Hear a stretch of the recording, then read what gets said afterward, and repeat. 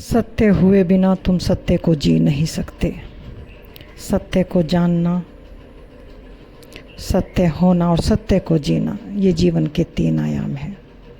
जब तुम सत्य को जान जाते हो फिर आती है जीने की बारी, और जो सत्य को जिया नहीं फिर वो सत्य का कोई मतलब नहीं है, क्योंकि जीवन में सत्य है और जीवन ही जीने के लिए मिला है। अगर कोई सत्य की बात कहे और सत्य को जिए ना, तो वैसे ही है जैसे एक चोर कहे कि चोरी ना करो। लेकिन चोर होना और चोरी नहीं करना, चोर है तो चोरी अवश्य ही होगी, लेकिन चोर नहीं होना ये एक अलग बात है। हम चोर नहीं हैं। ऐसे ही सत्य को जीना, जहाँ कोई पर्दा नहीं है, एकदम खुला जीवन, खुली किताब। मैं कहता हूँ आँखन देखी, जो मेरे भीतर है वो मेरे बाहर है। मैं स्वतंत्र मुक्त होकर जीता हूँ। वहाँ दो नहीं है, द्वंद्व नहीं है, भेद नहीं है। संसार और सन्यास अलग नहीं है, मुखौटा नहीं है। अब तुम उस खिले हुए जीवन को जीते हो, जहाँ तुम्हारा जीवन एक संगीत में लयबद्ध प्रकृति के साथ तरंग करता है।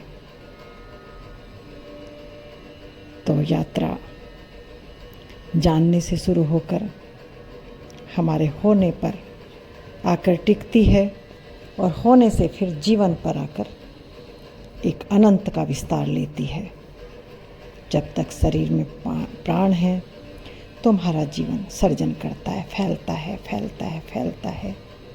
और यही प्रकृति और प्रेम का संबंध है, यही प्रकृति और परमात्मा का संबंध है, यही शिव शक्ति का संबंध है। तुम जुड़ते हो, एकाकार होते हो, और तुम जानते हो कि ये अनंत विस्तार जो अनंत रूपों में सर्जन हो रहा है, यह सब उसका प्रेम है, उसका विस्तार है। इसी तरह जब किसी मनुष्य के भीतर वो जागृत अवस्था, वो प्रेम प्रकट होता है, तो वो अनंत अनंत लोगों से जुड़ने लगता है।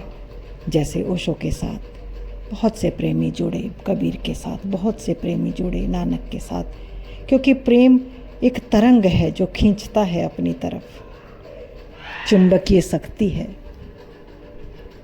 क्योंकि प्रेम संयुक्त है, जुड़ना चाहता है, और मन का जो स्वभाव है वो है खंडित करना, प्रेम का स्वभाव है जोड़ना।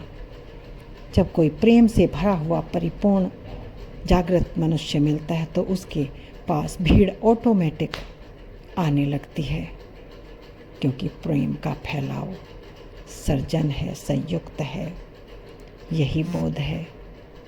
तो प्रेम को जियो, और प्रेम को वही जी सकता है जिसका हृदय पूरे ब्रह्मांड, पूरी सृष्टि से एक होकर एकाकार हो गया, उसके जीवन का अनंत में विस्तार हो गया। फिर कहूँगी प्रेम नमन।